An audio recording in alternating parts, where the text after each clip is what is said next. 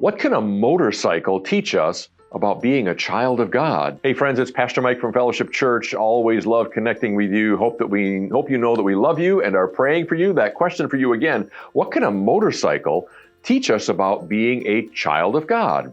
Well, in 2019, a motorcycle came up for auction on the Mecum Auctioneer site. Mecum Auctioneers, if you're not familiar with them, are a very common car and motorcycle auction site, and quite often they deal with a lot of antiques that are worth quite a bit of money. Well, this motorcycle that came up for auction on the Mecum auction site was a 1976 Harley Davidson. Now, if you'd like a little bit more information, I'm kind of a Harley geek myself. 1976 Harley Davidson FLH Electric Glide with the 1200cc shovel head motor. It was the bicentennial edition. There were a limited number of those made. So since it was made in 1976, the 200th birthday of our nation, it was a special edition Harley Davidson. Now, back in 1976, that motorcycle sold for about $3,300. So when it came up on the Mecum auction site, there were people thinking, wow, this thing could go for as high as, I don't know, maybe $100,000. It's a rare motorcycle.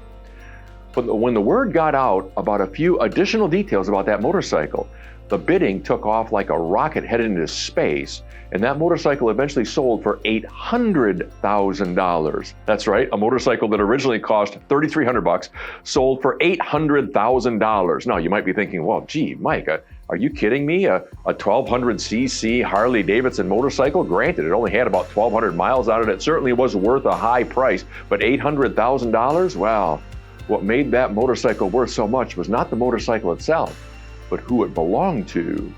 You see, a gentleman out of Palm Springs, California bought that motorcycle brand spanking new in 1976. The name on the title was Elvis Aaron Presley. So the motorcycle itself was certainly worth something. But what made the motorcycle so valuable was who it belonged to.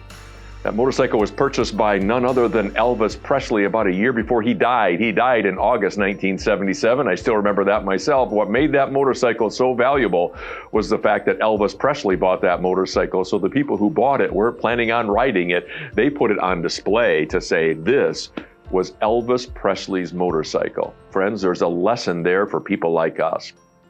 When we become followers of Jesus Christ, when we recognize that Jesus Christ died on the cross to save us from our sins and we are now adopted into God's family, that is exactly the language of Ephesians 1, by the way. We are now adopted into God's family. God says, you are now my children. We become children of God. And friends, your worth is keyed to the fact that you belong to God.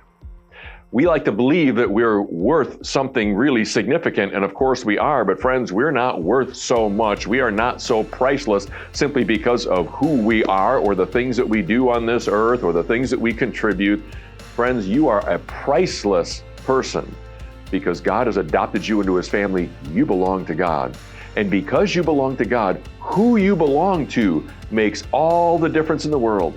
Like that 1976 Harley Davidson FLH, it certainly has a value to it, but who it belonged to sends that value skyward. And friends, the same is true of you. You are worth much today. Why?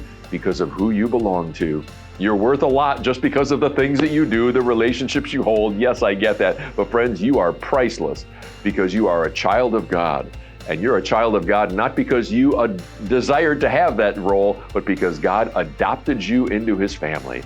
Welcome, friends, to the family of God. You are priceless in God's sight. I hope that inspires something in you. It certainly does in me this time of the year. I'd like to believe that I'm worth much to the King as well. You, friends, are children of God. Hope that you have a wonderful week. Know that we love you and pray for you regularly. Take care. God bless. Bye-bye.